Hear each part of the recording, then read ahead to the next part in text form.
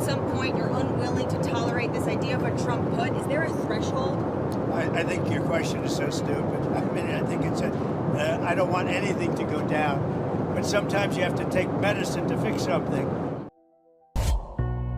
Carnage on Wall Street. Markets falling, tumbling. Stocks plunging. Down, down, down. The Nasdaq's getting crushed. Small caps are getting crushed. This is a shock to the system. It is ugly out there, worse than worst case scenario. Stocks are getting slashed and burned. $2.5 trillion vaporized. It is estimated that the average American family will pay more than $5,000 out of their pocket to pay for these tariffs. For decades, we built an interconnected world, an endless flow of goods crossing oceans,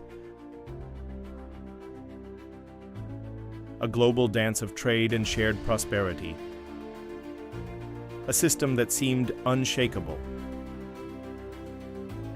Economies grew, cities expanded toward the skies. Global markets flourished. Wealth multiplied across invisible borders. We never seemed so strong. We were never so vulnerable. With a single announcement, the rules changed. Tariffs implemented on an unprecedented scale. And then came Liberation Day. Attacks on the entire world. Trillions of dollars evaporated in hours. The market forgives no hesitation. The ports fell silent. Factories slowed down. On the shelves, empty spaces told stories of broken supply chains. What was once global now needed to be local. What was once guaranteed now uncertain. Every action generates reaction. Look, I think the president's doing the right thing. China has been taking advantage of us for two decades. They're stealing our intellectual property, which means stealing our good-paying jobs. How far does China have to go?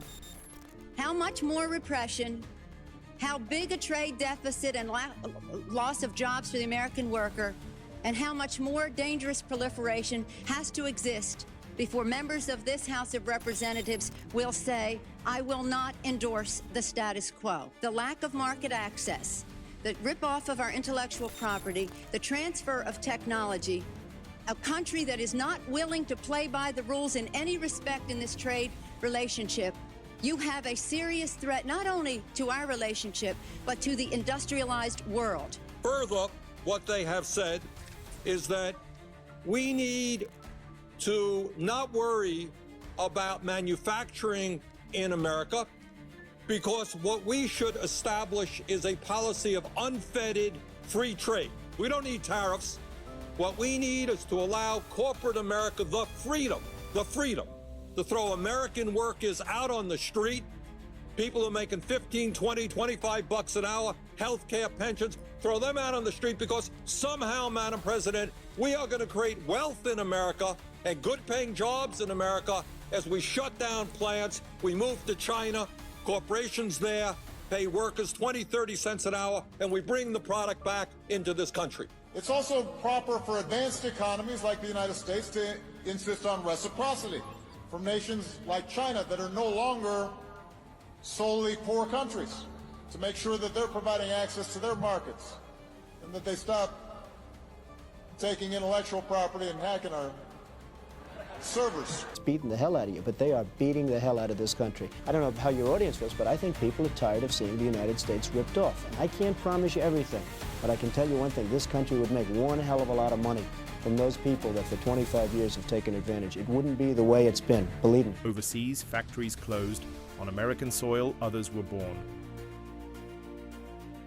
Prices rose. Families adapted. The pain of transformation distributed unevenly, as it always does in history. Meanwhile, the national debt clock continued to spin. Every crisis carries seeds of renewal. New factories, new jobs. Interest rates fell, refinancing began. New negotiations on different terms. The economy, as always, finds a way. A new order emerged from the ashes of the old. More balanced, perhaps. More resilient, possibly. The pain of transformation may be the price of independence, or just another chapter in the eternal search for balance between nations. In the end, the question remains liberation, but at what cost? And for whom?